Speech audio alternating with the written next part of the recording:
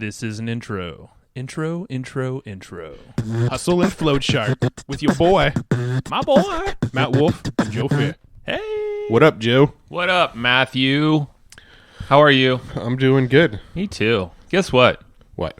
As I just spit some pretzel out of my mouth. Sorry about that. We're not brain dead after this day of recording podcast episodes. No, my brain is super fried right. I mean, it's fried in a good way. Like my wheels are spinning after today. Oh, yes. I'm actually feeling bam. Yeah, on it. Well, you're sick, so I have been sick, but I'm not. I'm actually feeling pretty okay today. I've got like kind of a lingering cough, but for the most part, I'm feeling pretty good today. Good. Well, today we're nerding out on SEO talk. SEO talk, and you know what? Huh? We're sponsored by Ahrefs, and we talk about Ahrefs a whole bunch in this episode. So this is like a super sponsored episode for Ahrefs. You're welcome, Ahrefs. We're not going to charge you more for it. Just this one time. We'll accept any tips, though. Yeah. In future sponsorships.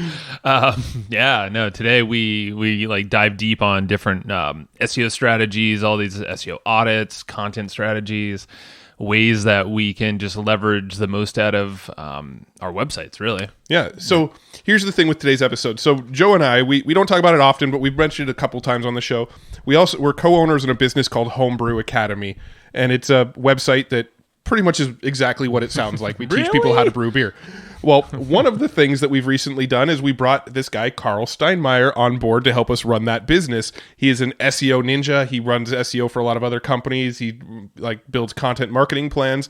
And so we brought him on board to Homebrew Academy to basically help us run the content and SEO plan to keep Homebrew Academy running. So what we thought would be cool is let's bring him on the show and talk to him about what he's done with us for Homebrew Academy. So that's essentially what we do on this episode is we talk about all the little tips and tricks and strategies and things that he's implemented on Homebrew Academy to really, really crank up the SEO. And, one of his favorite tools is Ahrefs. So we actually do talk about a lot of various tactics that you can use in Ahrefs.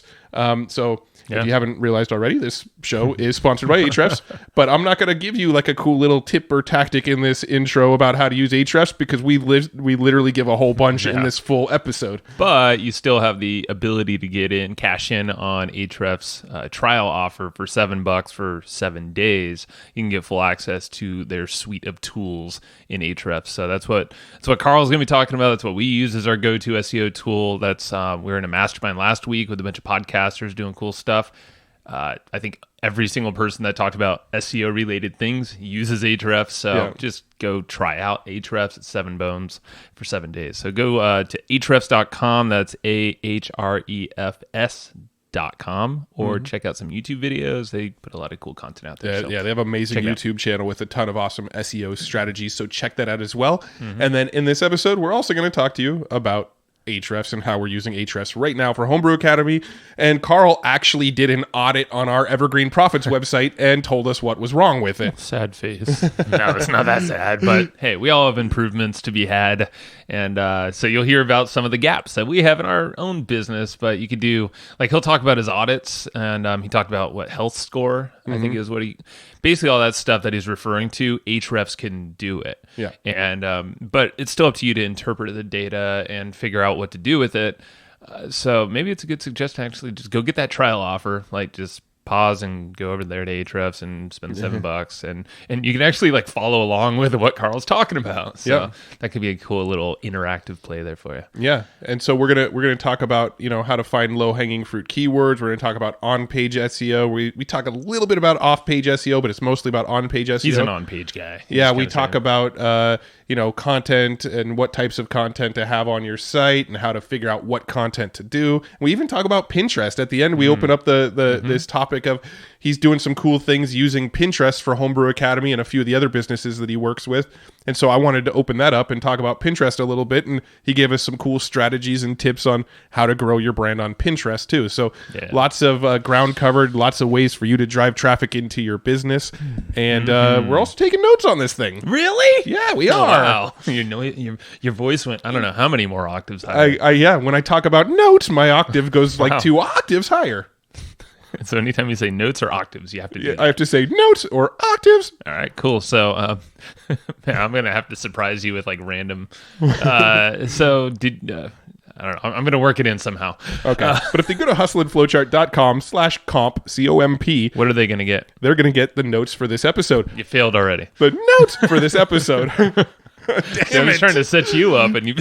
It's like playing a game of Simon Says. It's like you got to be paying attention here. Right. Well, yeah, go get them notes. Hustleandflowchart.com/comp, C-O-M-P. That's limited time, but don't worry, because if you pause this right now and go grab Ahrefs and go grab these notes, you'll get both. You'll be happy. I promise. Matt, I think, promises to get the notes. There it is. So go get those notes. Hustleandflowchart.com/comp. And yeah, because like this is a tactical episode, you're going to want the processes, all that fun stuff. We got you back on those. And then Karl's just a badass because like he literally doesn't have anything to offer. Yeah, he's not selling anything on this episode. He's not trying an agency owner. He doesn't have products. He's just being cool. He's just kind of behind the scenes working with a bunch of cool businesses, and we asked him to come share, and he said, absolutely not. These are my trade secrets. And then we begged him, and then he said, okay. We might have had to pay him a little bit more. No, we didn't. He's cool. So let's go over to Karl. Enough jibba jabba from us. Enough jibba jabba. Oops. Karl, welcome to the show, man. Hey, guys. Thanks for having me. Appreciate it. Of course. Glad to be here. Yeah, this is going to be a kind of a different type of episode. Kind of like a little case study, like digging into your business model. It's interesting, like you were saying, you don't really have any products or services. Oh, you have services, but like not like publicly. So it's like it's just going to be an interesting chat about deep dive into SEO and optimizations and fun stuff like that. Yeah. Definitely going to jump into the weeds real quick. That's what you do. That's cool. Well, name of the game. Well, for anybody listening, Karl is sort of a partner of ours on our Homebrew Academy website. We work closely with him to optimize and grow and better monetize that site. So we're going to get into some of the details around what he's doing there for us. But before we do, let's just kind of go into some of the backstory. How did you acquire the skills that you have now? What did you do before you were doing what you do now, and what is it that you do now? Yeah, sure. Yeah, it was to start with. It was the full cubicle hustle for a while. I was 12 years in a manufacturing environment inside of a little desk and a little cubicle in the corner of a manufacturing plant. Figure out how to make all the ends meet. One day I typed in how to make money online. Dangerous. 10 years ago, brain fried for at least 12 months, but it gave me the opportunity to level up some skills that I just wasn't fully utilizing in my current day job. But it kind of gave me a decent perspective too from the manufacturing like systems mindset with Toyota Ways and production systems to apply those types of methodologies to a website and the content processes that go into it. I kind of worked in the middle of both worlds and kind of developed systems and processes for online, whether it's traffic generation or content or links. That's the two big buckets: content, links, online. So yeah, it was kind of an interesting blend. So I dived down that rabbit hole. I made a few of my own affiliate sites. I sold one for 6 figures a few years ago. I thought the next step for me at the time was to get into e-commerce. So I did the FBA game.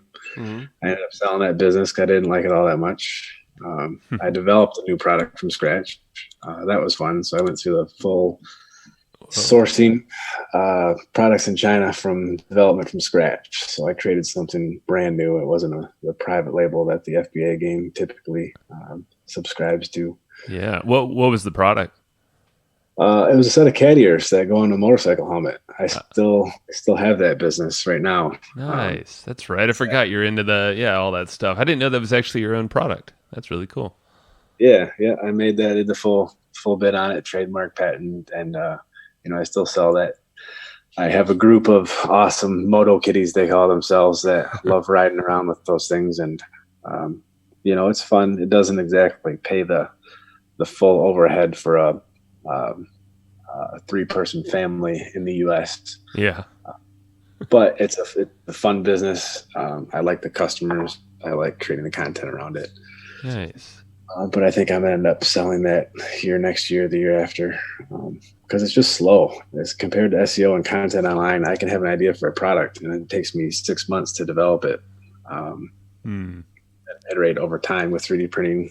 Even that's even faster, with molds and suppliers and that kind of stuff. It's just real slow, But if I have an idea for a piece of content for a site, I can have it up this afternoon.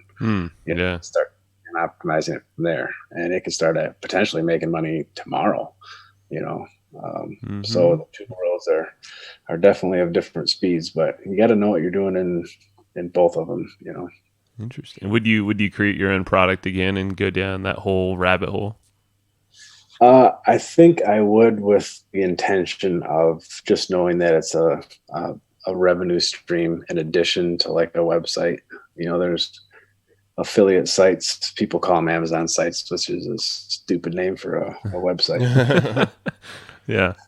If anybody wants to level up the monetization on their website that's monetized heavily with Amazon links, they can look into creating their own products or private labeling a product. And that was kind of one of the different avenues to go down if you're looking for different ways to monetize those types of websites.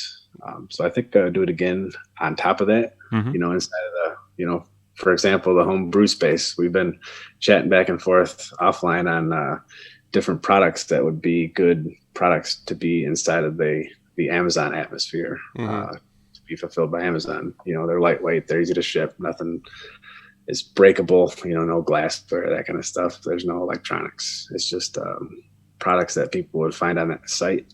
Maybe we can be an affiliate for other people's for a little while, see if they convert, and then improve upon some of the downsides of those products and create something new. Yeah, no, that's a good point. That is pretty much what you're doing. You're leading the charge on our homebrew site, which we'll get into later on. We'll do like a deep dive on what you're doing on that site to really rehab the whole thing. It's been like not a broken house, but like it's like a flip for you. Yeah. Like minus the selling off phase yet. That's still in the cards though. Oh yeah. I've never totally got the Amazon affiliate site concept, because I feel like with Amazon, like the people that are the top of their game, aren't they only earning 8% commissions on like $20 products? Yeah. Yeah, $20 to $50 is kind of the sweet spot. Some people promote and like to sell courses around higher end products with higher, commissions on that same 8%. It used to be tiered, so the volume that you sent, you would get a little bit more. Then it went to flat, then it's kind of been creeping down over the years. So some categories are 2%, which is kind of ridiculous. Whoa. But it's a volume based game. It's the SEOs on the front end of those sites are targeting keywords in the 20 to 100,000 K search range. So the volume is there when it comes to having 30,000 through a site in a day, converting at 8 to 10% for those small commissions. It starts to add up pretty quick.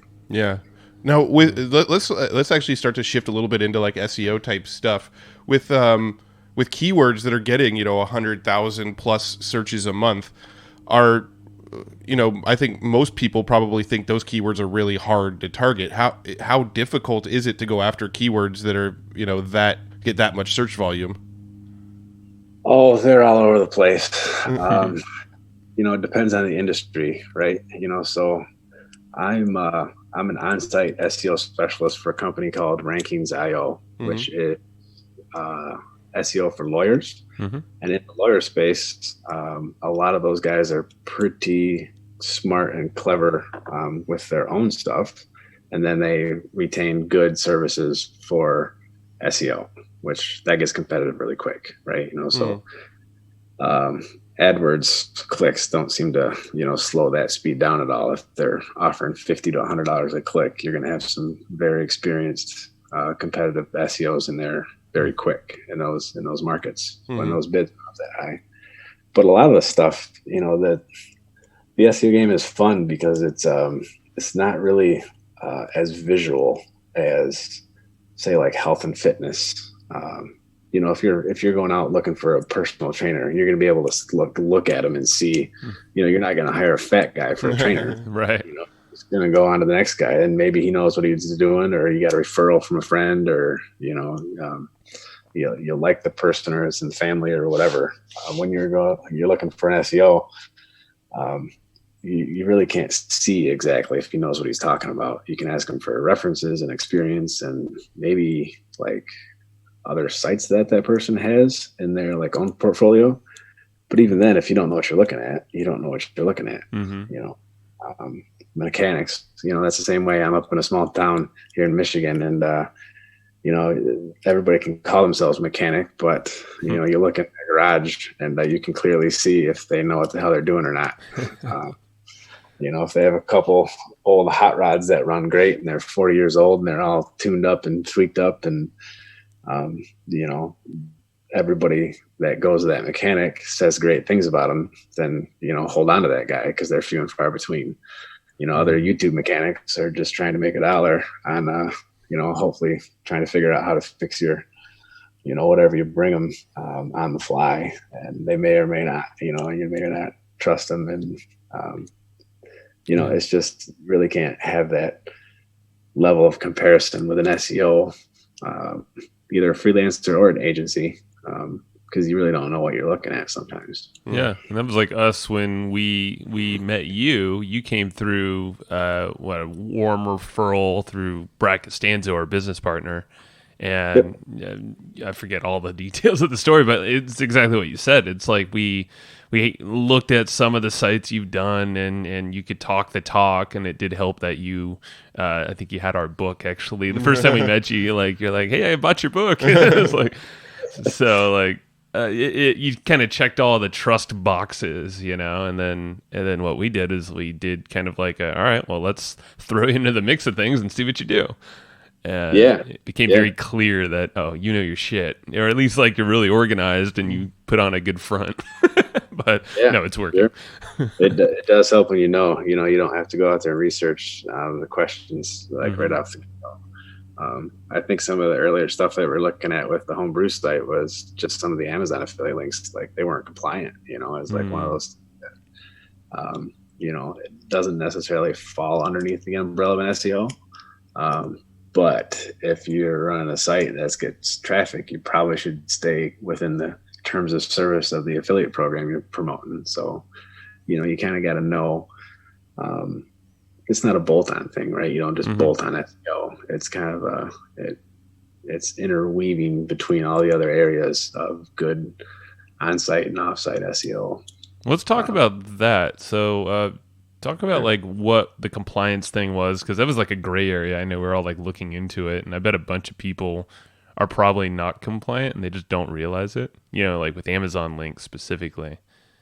Yeah, sure. Well, that was an easy one. They were under what's called a 301 redirect, and it's easy to set that stuff up with tracking plugins. But Amazon doesn't like it because they like to be able to track where those things are coming from specifically. So if you have a redirection plugin, like a Pretty Links plugin, I think that site was right off the get-go. It makes a nice, cool little link. It's Homebrew Academy / whatever product, right? But those 301 redirects aren't compliant because Amazon doesn't know exactly where that stuff comes from.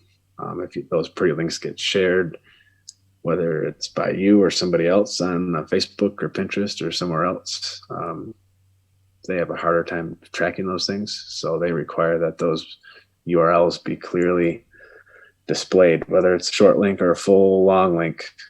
If you hover over a link, you should see where you're going. And that way they can crack down on a lot of spam too. It was really, internet marketers can destroy everything with a course. If you take one course and they tell, 600 people how to do something, those 600 people are in networks with friends and family, and they all say, we should do it this way. The spam, really, the spam control on that definitely is what, you stay in compliance or you're out. Amazon has, I'm sure there's like all affiliate programs is we're always reading the terms, conditions, and like make sure that you probably cycle through those things pretty often because they're updating terms and all that stuff, sometimes without telling you. And Amazon, I mean, it's probably the most prolific, affiliate site out, or, program out there, because people are just like, oh, here's a book, put them in the show notes, things like that. But yeah, it's good. So just read the terms and don't use pretty links and all that stuff. Yeah. For Amazon. Now, so we're on like a Slack channel together where we talk about the Homebrew Academy stuff, and every single time I see, actually, I think I hear Slack on your computer right now, but every single time I see your name pop up in Slack, I get excited because I'm like, oh shit, he's just done something ninja. I already tell. Like every time your name pops up, you're telling us about something cool that's happening on our site. So I want to let's talk about Homebrew Academy and some of the cool stuff that you've implemented that's been getting us some results over there. Yeah, so this was by a site. It looked like a new site builder, just based on some of the content right off the get-go. Worked on, his name is Billy. He worked on it hard for 4 years, and he had a lot of content that was around the homebrew, like his favorite hobby at the time. It looks like when he was starting to learn how to build a website. So a lot of that content surrounds the personality of what Billy was. Involved with it, some of his, you can just tell, there's 30 days of posts in a row about all types of things just to get somebody in the habit of writing and putting content out, right? Interesting. Yeah. Basis content. And some of those keywords and URL structures on those things, it's like nobody really cares if they go to Homebrew Academy if Billy's moving from his mom's house to wherever he was moving to at the time. There's just some older posts in there that are specifically based on lifestyle, right, of a blogger. And they don't know at the time too. They're just like, somebody told me to write for 30 days, and 14 days later I'm out of things to talk about. So talk about my cat. Yeah, right. But that stuff doesn't, they don't go back and clean that kind of stuff up. Same thing with some of the images, like the alt text, like the really down into the weeds SEO stuff of on page. Those things don't get cleaned up as that site owner progresses in their kind of their online journey. He looked like he went more into courses. So that site was kind of a lot of informational content and very low commercial content. So when I was kind of the first SEO audit on it, with a lot of the keywords that came back from that, there's a lot of them were informational. So the first content sprint that I set up was to level out the informational and commercial keywords that people can find the sites through in the search. And it wasn't monetized with display ads. A lot of the informational sites out there are monetized, through AdSense, or maybe even a premium network like Mediavine or AdThrive as you get to a higher page view level. But if they're not specifically focused around a certain topic, even those premium ad networks will, they'll want you to stay either focused around a niche that they can pitch to their advertisers. But with the informational commercial content balance, a lot of those advertisers, they're clearly advertising because they have products to sell. So they either want to see a focused site around a specific topic that matches their target market, or commercial content around it because they know people are going there looking for, they call them buyer intent keywords, best this, or things for home brewers, whether it's gear, equipment, or physical products. Higher RPMs come through those premium ad networks because it's around commercial type keywords. Does that make a sense? We kind of went a couple different areas with that, but hoping I can. No, that's good. And so one of my just a question that popped up in my mind is when you're working, because I know you work on a lot of different sites, different industries and verticals. Where do you start, with your SEO audit? What are you looking for that maybe the listeners here can, maybe a few things, like, oh man, we got to button up these before anything else happens? Oh yeah. Yeah. Like some of the easy stuff, some of the low hanging fruit, is with Ahrefs, it gives you a health score if you put your site into a site audit. Mm-hmm. I put in Evergreen profits into the site audit yesterday. Hey, don't tell everybody about our screw ups, man, and all the whole. No, I'm just kidding. Go for it. Okay. No, that's cool. So some of the quick wins. I mean, the on page, like on a homepage, the heading structure. Those things should read like a book. You should have one H1 on a page that clearly just lays out what the page is about, and then 3 or 4 H2s and 3 or 4 H3s underneath that, depending on the amount of content that's on the homepage, right? Mm-hmm. So with the Homebrew Academy, it was just a blog feed. So all those H2s were changing out every time a new blog post got put up, which kind of varies the anchor text ratios. It varies a lot of stuff as those blogs are being posted, whether it's, once a day, once a week. I think there was 15 author profiles on that site when I first started on it. So there was a lot of people writing on that thing for the course of a year. Those homepages changed pretty frequently, and there wasn't a whole lot of text on it. The homepage is the most powerful page on a site. It gets the most links. It gets naked URL links. It gets links from sharing on social media. Hey, go to this site and search for this, or go to the site and check this other thing out. People don't paste in the links, for deep URLs. They paste in the homepage links. So those are the most powerful, right? Mm-hmm. So it makes sense to have anchor text linked into internal pages on the homepage, right? So it's, if you don't have text on the page, like, EP doesn't have a whole lot of text on the page besides blog feed. It's hard to put an anchor text linked into another page and pass through some of the authority from the homepage to an inner page. So that's usually a quick one that I can see, adding 1,500 words detailing what the site is about. It makes for a good user experience. Right. It's all user. Google cares about the user before they care about how many links you have pointing to your site. Mm-hmm. So if that text clearly displays and tells a good brand story, I think is a good part of it too. Yeah. But so like looking at our website, you'd suggest like, all right, add a bunch of like 1,500 words or so, clean up the tags as best as possible. Yeah, absolutely. And there's mobile usability. All the images you have on that homepage, they're pretty well optimized. Except for when you go in and start embedding stuff, like the YouTube player, you wouldn't think that the smallest image, this little yellow hustle and flowchart image on your guys' homepage, you wouldn't think that has a lot of weight to a page until you run it through Google PageSpeed Insights and realize that that tiny image is like 5 times the size of your biggest image on the site. Oh, wow. Which kills mobile load speed. Google does mobile indexing first since like earlier this year, I think.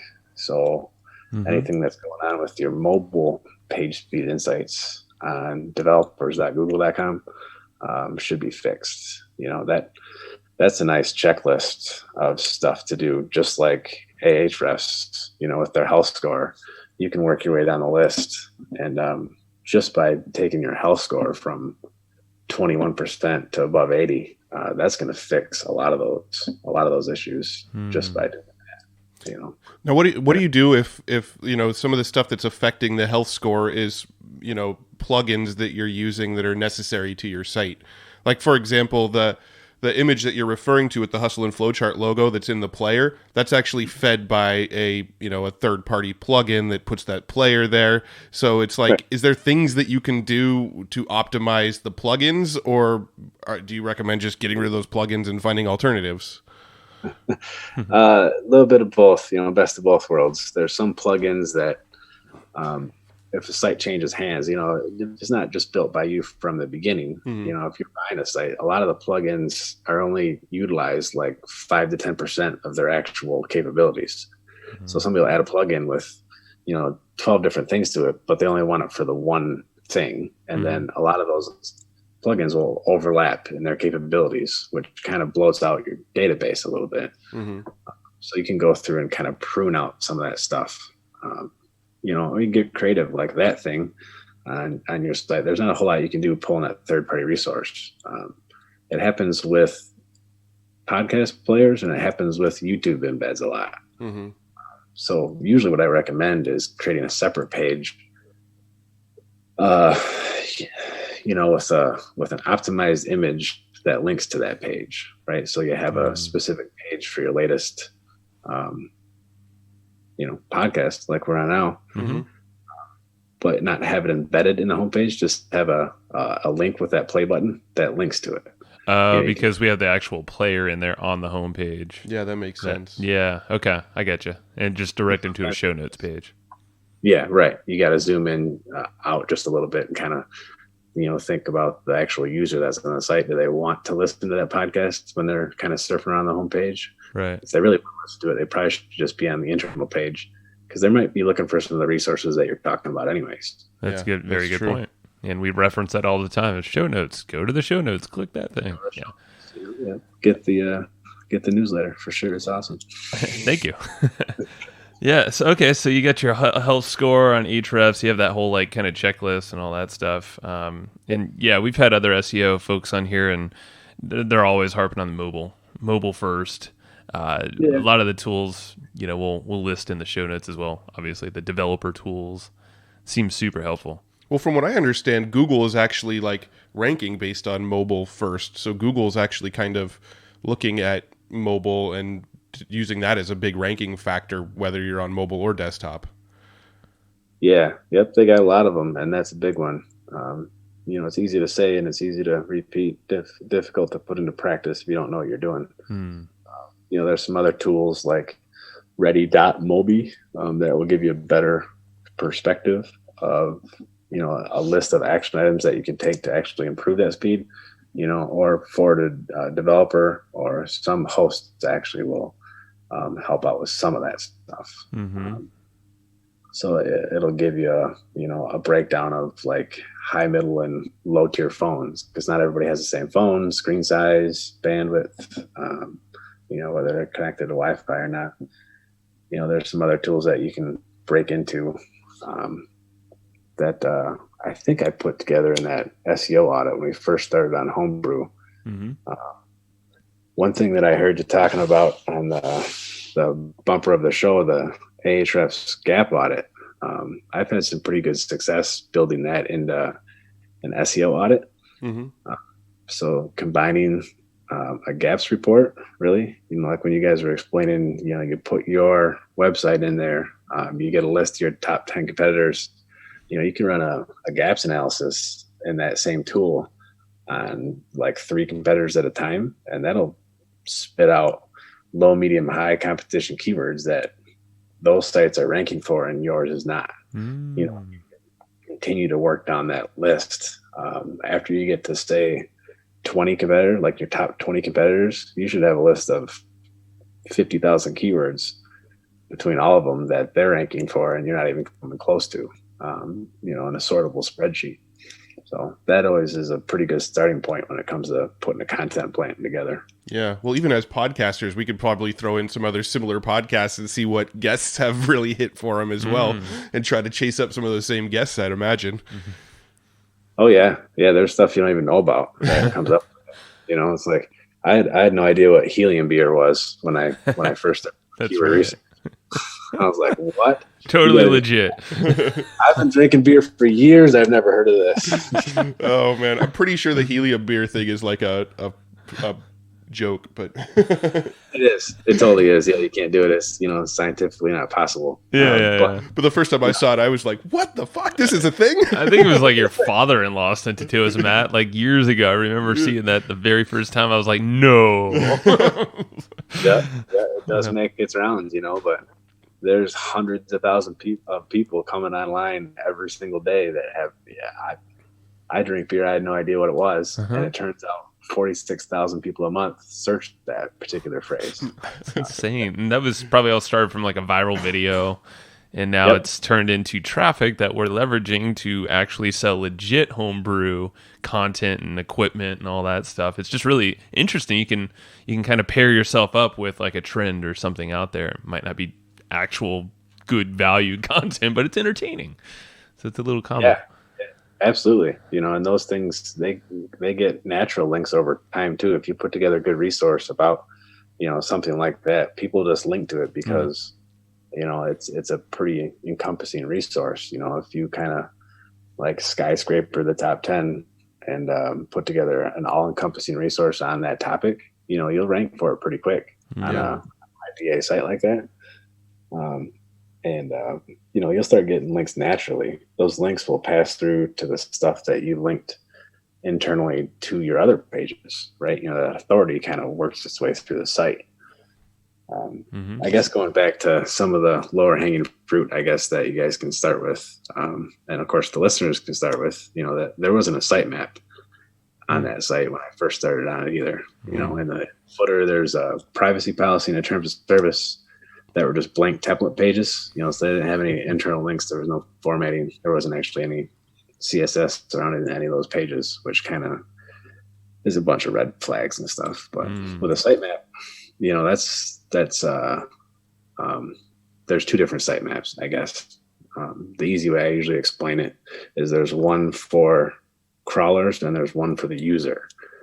The user sitemap is the HTML sitemap. It's the one that you could actually surf to and navigate inside of a header or footer on a website and kind of navigate your way through the site. That site didn't have one on it, and that really spreads through some of the link authority that just the homepage and some of those popular pages we were talking about get. So definitely a good.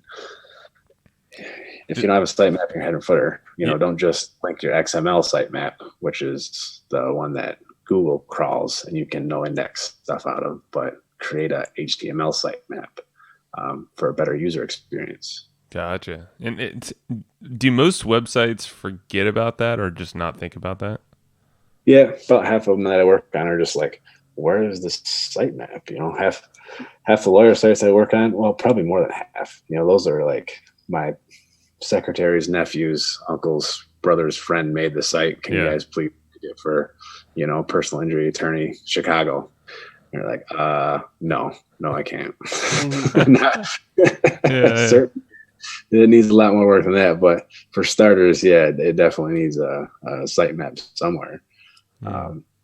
Okay. Yeah. Are there any like WordPress plugins that you recommend for SEO? Because we use the Yoast SEO plugin, and that builds a sitemap in it, and then it also gives us per post sort of options to boost the SEO for each post. I'm curious, do you use that plugin, or do you have any plugins you recommend, or do you prefer to do the on-page stuff kind of more manually?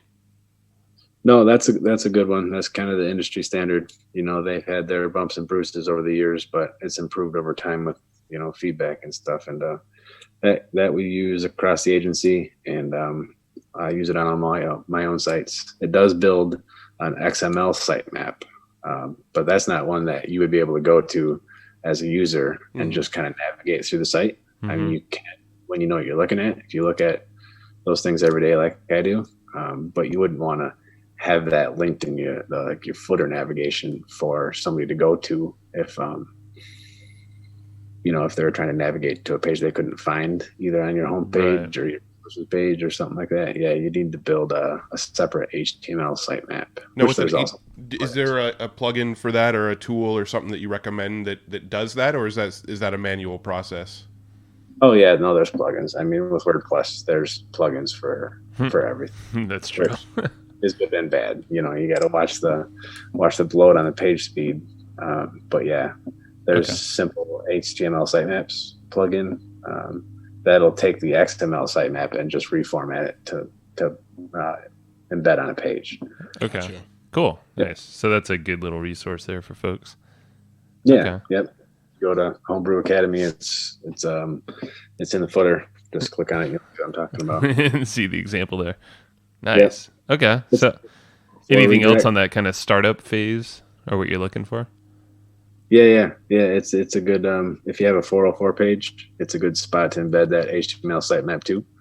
If somebody lands on a 404 page for a lot of different reasons, most of the time, like part of my job is to go in there and obviously, redirect that page that's broken to a relevant page, right? That passes the link authority through from any other external sites that may have linked to it. But just a good catch-all is to have that sitemap embedded inside of a 404 page. Mm-hmm. And 404 is just, a URL that's broken, that doesn't work. So it'd be the main slug of a website plus something that doesn't have any content there. So it's, oops, you landed here. You may be looking for these things. And usually those things that websites will list out as either a portion or all of their HTML sitemap. Yeah. Okay. Yep.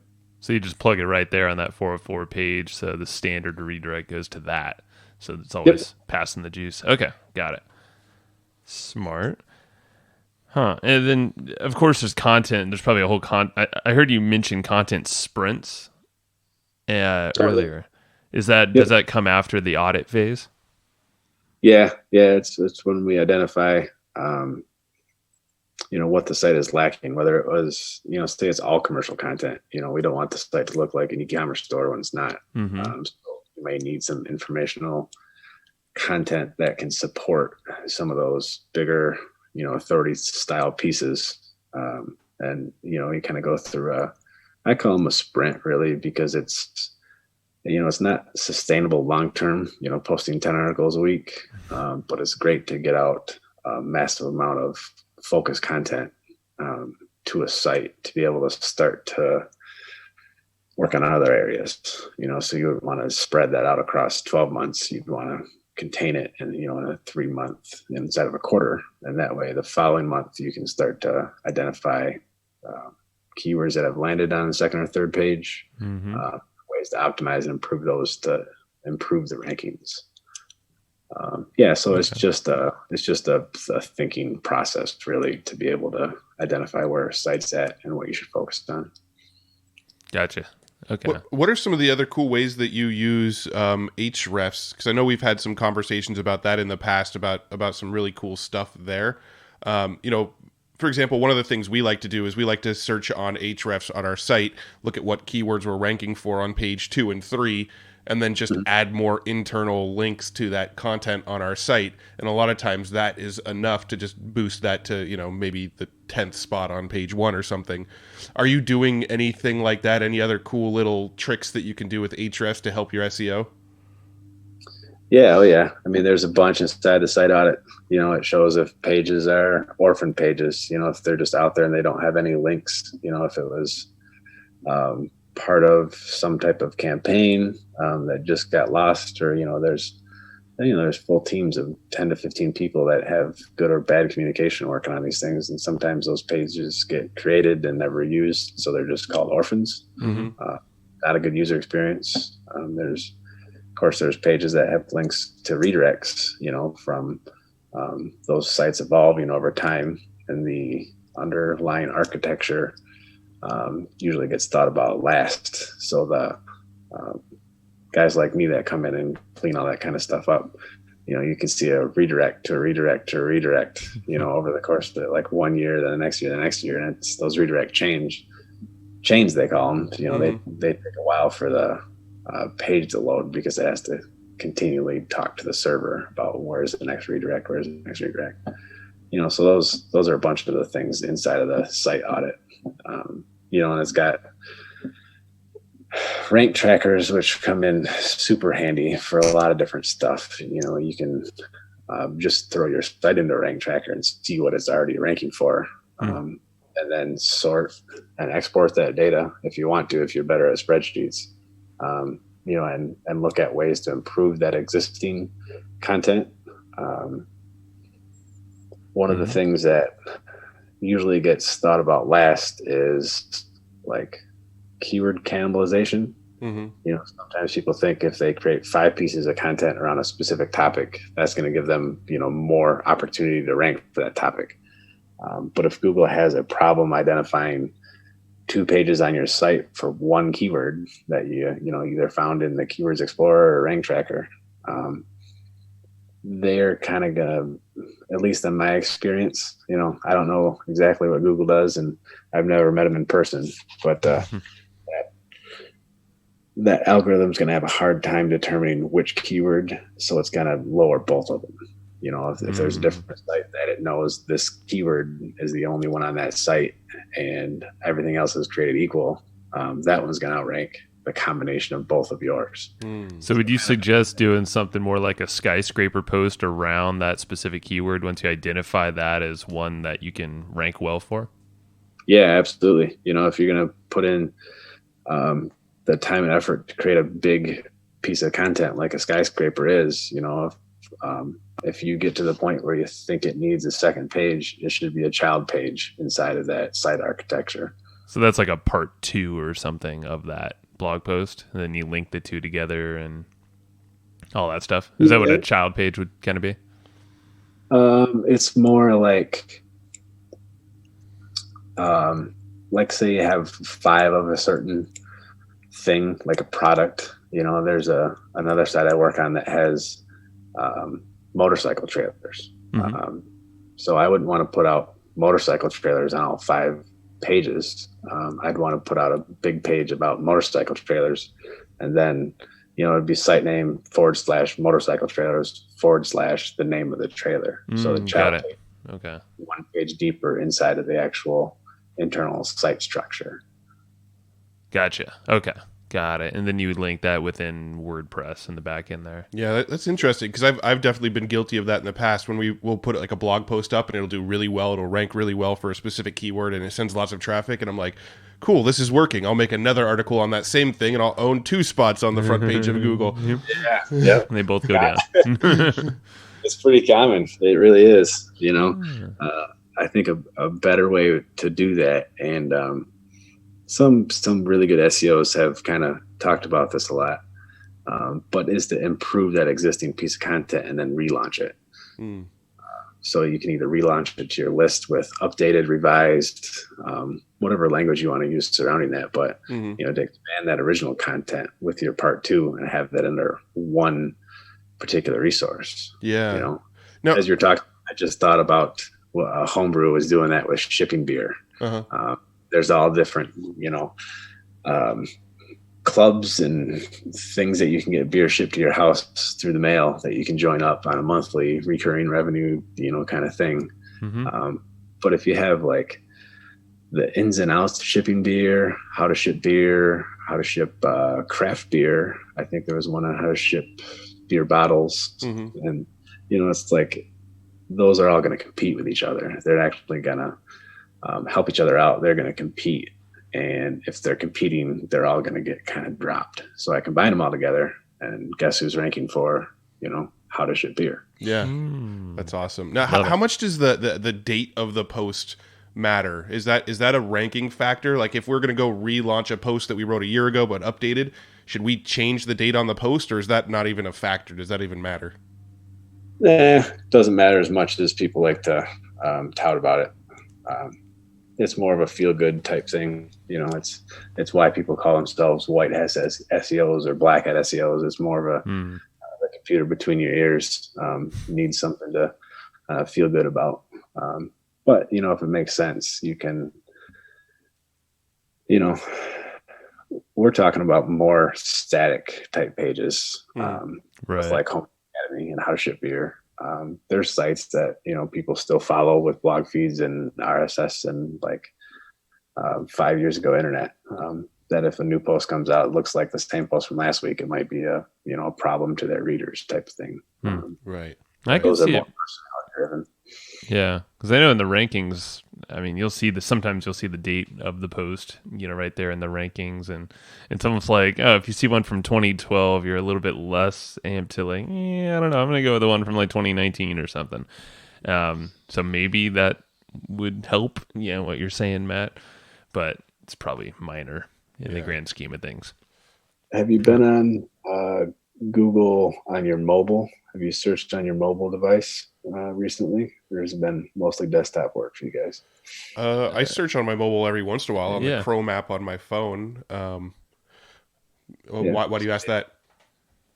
Well, I do it right updates roll out some type.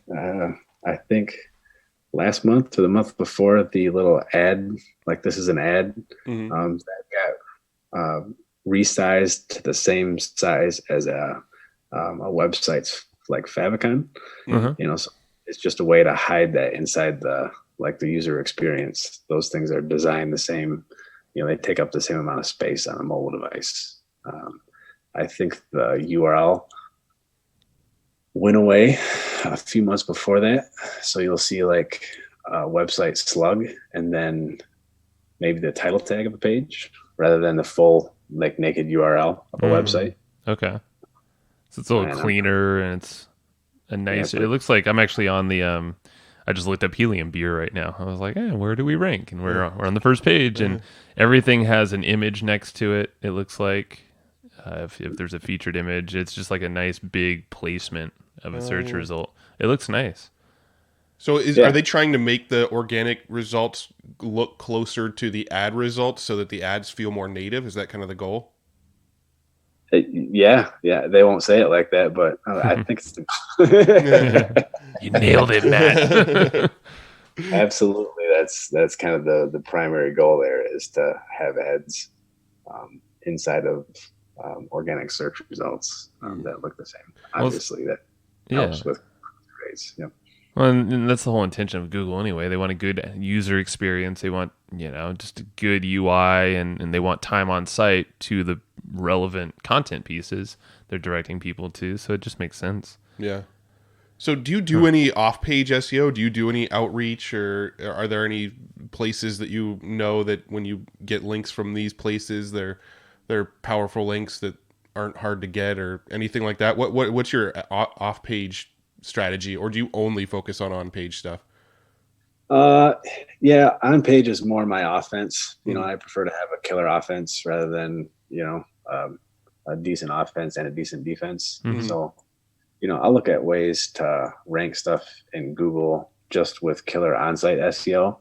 And if I can't start the conversion rate process on that, if it's e-commerce or buyer intent keywords, I'll start an actual process for having those things get natural links, right? So it's a resource that people would naturally want to link to because it's like actually that good. It provides that much value and they can find it because it's already on page one. And that will usually kind of trickle through to the rest of the site. So one resource added every other week or every month, internal linked properly will start to lift up other resources and then commercial type keywords too. So yeah, I don't do a whole lot in the link building thing. I've tried in the past and I just didn't like the process as much as I like having great on-site processes. Gotcha. Okay. Is there anything when it comes to SEO that we're kind of missing or that we haven't touched on yet that we should touch on? I know it's such a broad topic and there's so many different places we could go. I just want to make sure we get like all of the sort of biggest gold nuggets out that the listeners could walk away with and go, oh, I know I could go implement that. Yeah. I think we covered a lot of it. For businesses, they can, go through an SEO audit process. Obviously get a referral from somebody that you're comfortable with working with. That's different from just the regular site owner. Like you guys made Evergreen profits, right? It's not like you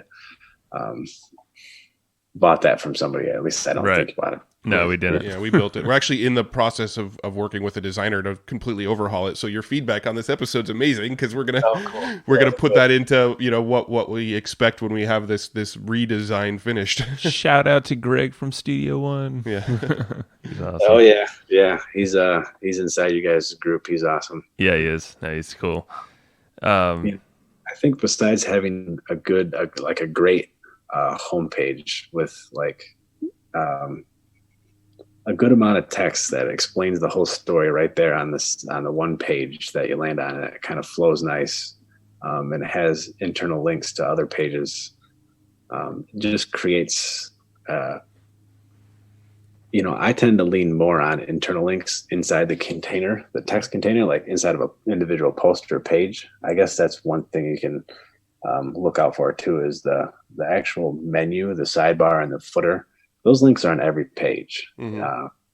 So if you scrape a full site that's got 500 pages on it, there's going to be 100,000 links to one page from, every single page once the math extrapolates. Right. May not be 100, maybe 50,000 links, but those are obviously going to be that. I mean, they have to be devalued, right? You can't have that many pages on one site with the same anchor text because it's the menu, and, have it be the same weighted factor as an internal link that's got maybe not the exact match keyword. Maybe it's a phrase match or partial match, or, 2 or 3 extra words that really explain or sell the link better, and sell it to be able to get somebody to, not like sell the link, but, to get somebody to actually click on it. You'd never put like drop here on an email to your guys' list. You put, a couple benefits, why you guys like it. You'd explain a little bit more. You'd kind of sell that link on why somebody would want to click on it. Yeah. That's going to actually expand the anchor text internally to a site, to another page. Yeah. So that's interesting. The menu and footer is not as important as people make it out to be. Yeah. I've never really thought about that. I've never really thought about the fact that Google is probably looking at whether this link is within a piece of content versus in your menu or your sidebar or somewhere like that. But that totally makes sense. Is there a way to like mark this as like, this is a menu, this is a footer, so it doesn't? Well, I mean, there's already CSS sort of stuff there, but I don't know if Google's looking at that or not. Yeah, it's inside Ahrefs. It's one of those tools that if you know what you're looking for, you can definitely find how many links are in content compared to nav links, I guess is the shorthand. And do you think it's just like a matter of them looking at the CSS and the CSS is telling us this is a menu versus this is a content? Yep. Huh. So yeah, that's what you would. Okay, well, I guess that's how it all works. right. There's the answer. One other real quick thing. I know, with Homebrew Academy, I believe we talked about doing like a few little things on Pinterest. Did you ever do some stuff with Pinterest with Homebrew Academy? Oh yeah. And that's what were some of the things that you were testing with Pinterest and Homebrew Academy? So that's just an algorithm, just like Google is.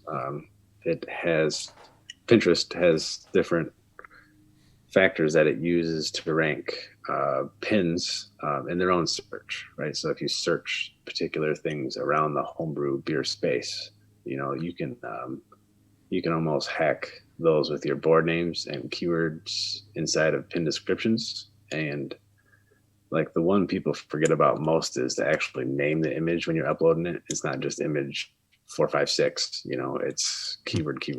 The actual file name of it. Like in the actual like JPG file or whatever, actually make it the keyword is the file name. Yeah, absolutely. Yep. Do it on your website and do it on Pinterest. One of the earliest successes I had on Pinterest was with the motorcycle helmets.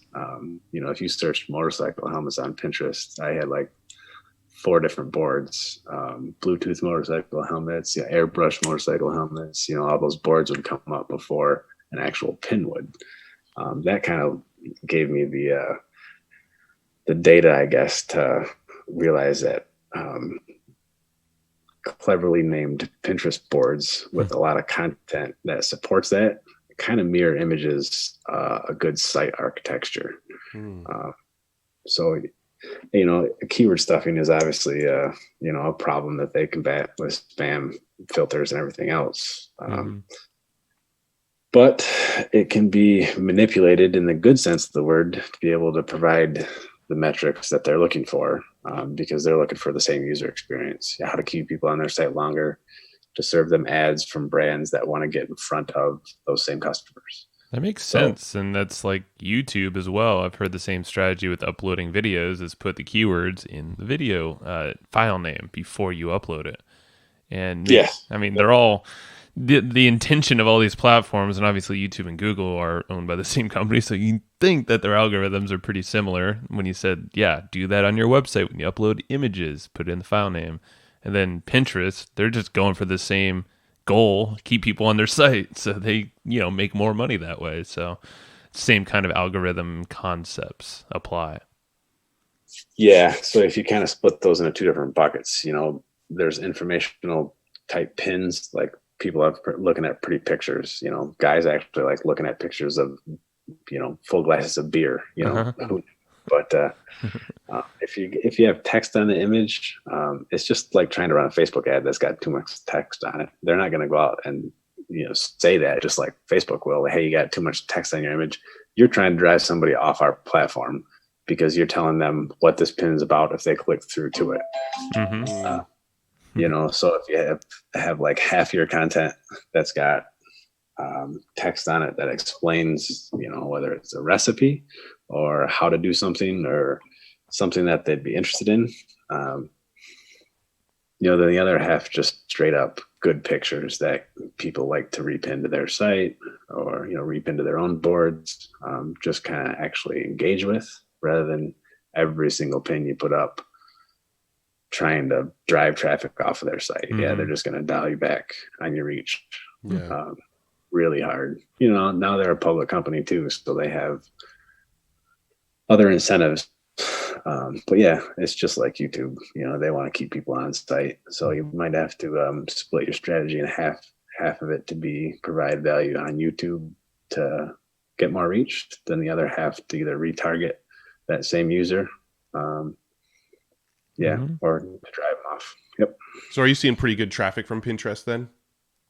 No, not on Homebrew. Certainly not. No, but the helmet site, it did send some pretty decent traffic back to your site. Yeah, thousands of visitors. It was up to close to 1,000 a day at one point. Wow. Yeah. Yeah, I mean, I guess with Pinterest, it must. I mean, this is just my own theory, but it must be just kind of a demographic thing.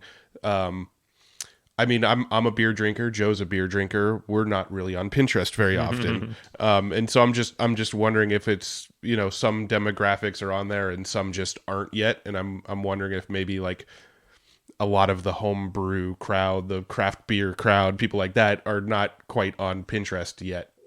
No, it's kind of a segmented strategy. It's a process. It's get a good foundation with content that targets keywords and that kind of stuff. But then you have to start playing with the user a little bit, in the good sense of the word. If it's women that are on there, they might be looking for gifts for their husband that homebrews that they can't find gifts for. I like that. Makes sense. Yeah. That's true. Yeah. So it's kind of seasonality a little bit, but it's also crafting that message a little bit to, once you know the user, then you can start to actually put up paid ads on that platform that they want you to put up anyways. Yeah. So you can create like a board that's called like gifts for the beer lover or something, which will probably always get a little bit of love throughout the year because there's obviously birthdays and stuff like that. But then, you have Father's Day and Christmas and, all the other various holidays throughout the year where you give gifts that, people might be searching Pinterest for gifts for beer lovers. And now we have all of our items that we talk about on Homebrew Academy, and that could drive some traffic. Is that kind of the idea? Yep. Nice. Yeah. You just can't start a site and have it start ranking. Pinterest is kind of the same way. They want to see a little bit of age, a little bit of engagement. They want to see a couple other things, so those things start to dial up over time. People talk about Sandbox on Google a lot. A new site under 6 months isn't going to hardly get any attention. And when you really think about it, it's actually a pretty good thing. You don't want somebody starting up a site. We've been talking about the homebrew site a lot. If 150 start homebrew sites tomorrow, 150 people start homebrew sites tomorrow. Yeah. You don't want them having the opportunity or even the chance to outrank us for some of the keywords we've been talking about. And then it's a 6 month journey to be able to get there or have a chance to get there. And, Pinterest is usually 3 to 4 months from my experience, but since the IPO, things have been changing pretty rapidly over there. Yeah. No, that's that makes sense. It's like with podcasts, there's so many coming online all the time, but like the stats show, I don't know what exact stats are, but most of them drop off. So it's like, if iTunes was ranking every single one of those, or even Google, which therein lies a question really quick to you, is, you don't want all these new sites or new podcasts just outranking the ones that are super established and aren't going to go away. Really quick, before we wrap up, have you seen any or do you know of any ways to rank podcasts in Google? Because they're doing a lot of changes with ranking shows or episodes. We've heard a lot of things about Google transcribing, with their AI, the actual content of podcasts. And I don't think that's live yet. But have you seen any strategies around that? Well, my initial thought is be like similar to voice search. They have been incentivizing FAQ schema across a lot of different industries. And some of the more experienced guys have been manipulating that pretty quick. I would imagine that there's going to be some type of schema that can be added to a page for podcasts relatively quick if there's not already. I don't know too much about that space, right? Just formatting that stuff correctly like you would a good optimized blog post with one header that answers like the question about what this whole thing's about. H2s and H3s, kind of like every single book that you have on your shelf is formatted in a certain way, right? And, you want to be able to read chapter to chapter and have subheadings in those chapters. I think formatting a podcast would probably give you the best chance of, telling Google what this thing is actually about, and then having your own transcription. And they're probably just going to go ahead and not necessarily believe you 100% anyways, and transcribe their own. But as long as those things start to match up, then you start adding your trust value. I imagine the new ones would rank even faster. Yeah. I don't want to go too deep down this rabbit hole, but I have to ask now that you mentioned it, with the FAQ schema, have you experimented with that at all? Are you using that on Homebrew Academy or any of your legal sites or anything like that? Legal sites, yeah. Yep. It kind of works in the jewelry space a little bit, with people looking for, there's two sides of the fence too, right? There's this side of people that says, let's not do that because it's going to contribute to 0 clicks in the SERPs, right? Right. There's some stuff that you most likely wouldn't want to click to your site anyways, because it's going to have a bounce rate pretty damn high because they found the one-word answer to the question that they were after. Yeah. The lawyer space, it works really well because somebody that has that question, if you provide them a good answer, they're going to have more questions than just the one. Yeah. They're going to have questions surrounding that entire topic. So you're going to show up for most of those people also ask, like if you click on that box, you're going to get 4 or 5 more questions. Yeah. Right. There's a whole content strategy based around that to continue to expand thin content on your site just by adding those additional questions in that Google knows those users are already asking. Yeah. If you do that format, should work theoretically. Yeah. I mean, I like the idea. I've always been hesitant to really dive deep into not always, it's kind of a newer thing that people are talking about, but I've always been hesitant because I've always thought if I put the answer right on Google, that disincentivizes the click. So I see the benefit of taking up more real estate on Google, but I also see with a lot of niches, if somebody gets their itch scratched, they don't need it scratched anymore. So it's always been a debate in my mind about how much sense that makes for people who are trying to drive traffic to their website. Yeah, it's the big depends. I don't fall on either side of the white hat, black hat type game or conversation. I don't fall on either side of this either. It really depends. If somebody's looking for, what birthstone is January, and you tell them, they didn't want to go read your 10,000 word post about it anyways. Right. They weren't, they were going to go to somebody that was going to give it to them at, above the full page content and not serve them 16 ads before they found the answer to the one question they were after. Right.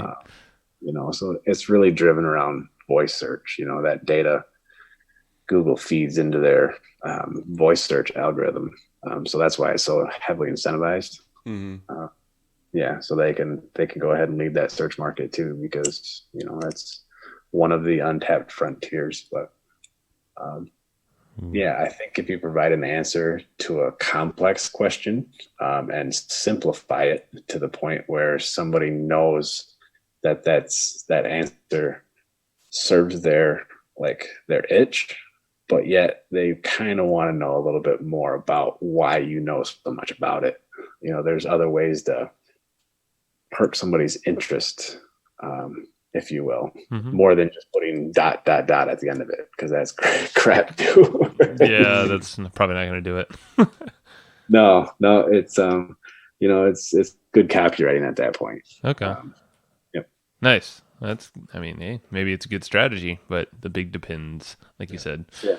Big depends. That's what Matt wears. Right. So let's wrap it up.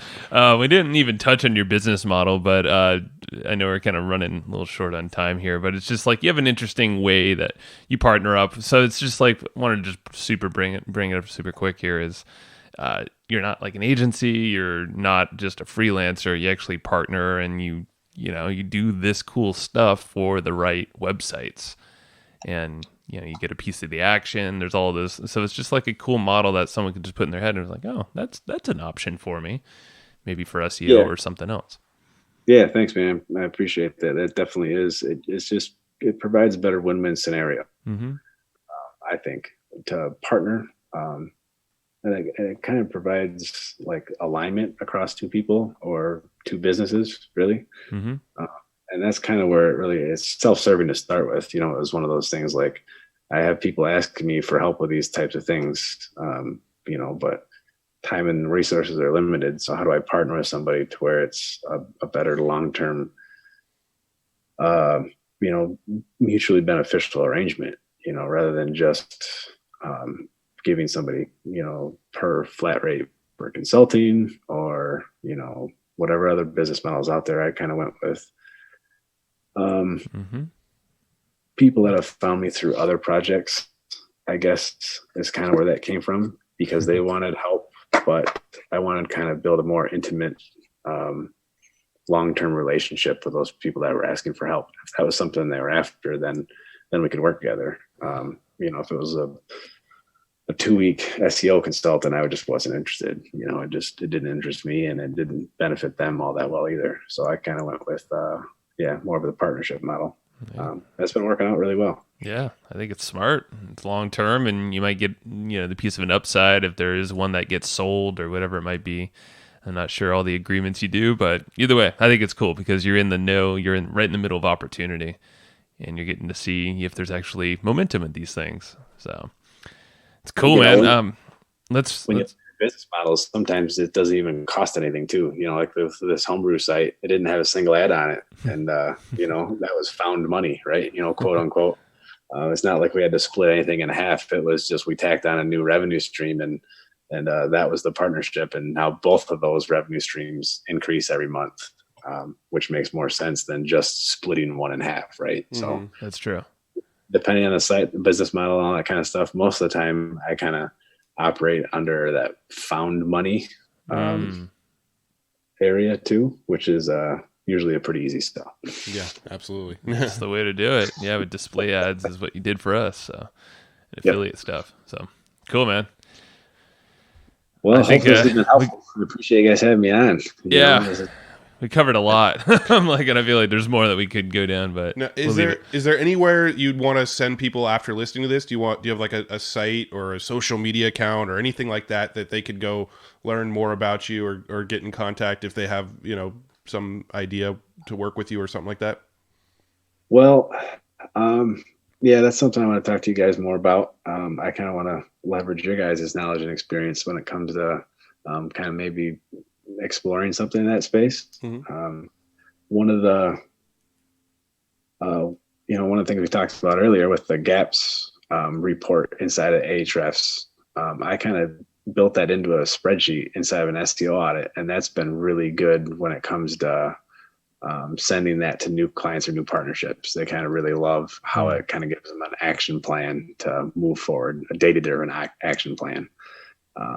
I actually did that for a few other people, and they said that should be like, you should sell this, right? Yeah. I'm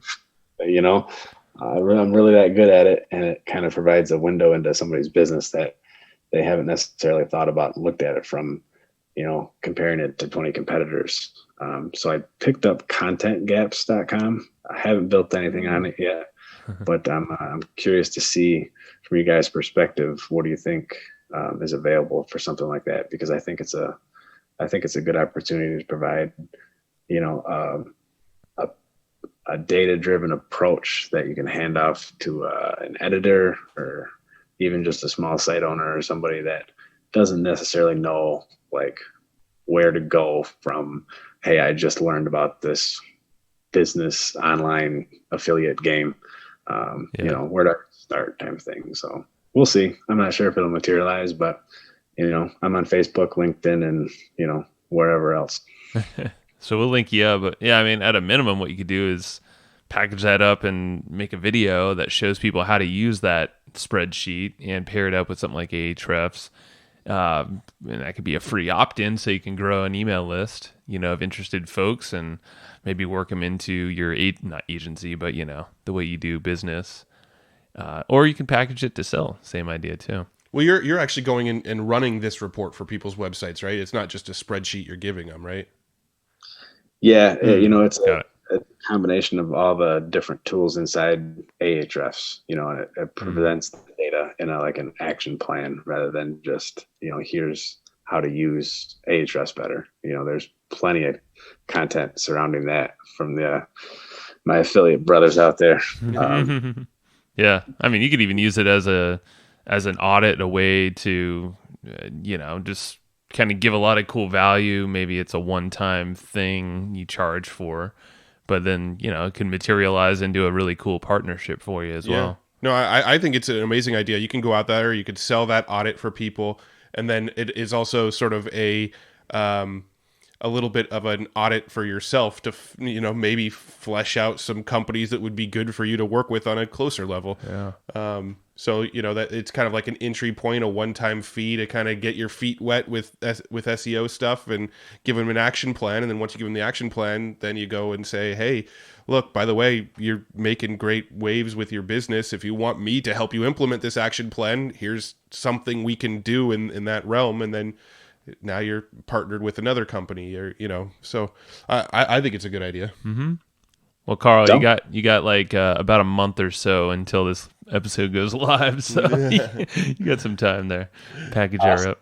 At the very least, put an opt-in form up on contentgaps.com so people can go and get on a list in case you start offering these services. Well, yeah, with the 4 thumbs up over there, I'll have it on done. So it's nice. 4 thumbs up. Yeah. Sweet. Yeah, man. Sweet. I think we got everything, man. Yeah, thank you for your time, brother, and I can't wait to keep growing this thing. Yeah, likewise. We'll have to, follow up on other ways we monetized it later on down the track. Yeah, give us a few months. For sure. All right, Karl. Have a good one, man. See ya. Thanks, everybody, for listening to this episode of the Hustle and Flowchart podcast. Before taking the time to listen, we want to give you something a little bit special. Every single episode that we do, we actually have somebody on our team take notes. We basically have a Cliff's Notes version of every episode where you can go and find all of the tips and tactics that they laid out, all of the resources that they laid out, all the good stuff from this episode. We actually have a nice simple notes version that you can find on our website. So go to evergreenprofits.com, find this episode that you just listened to, and give us your email address and we'll send you the notes.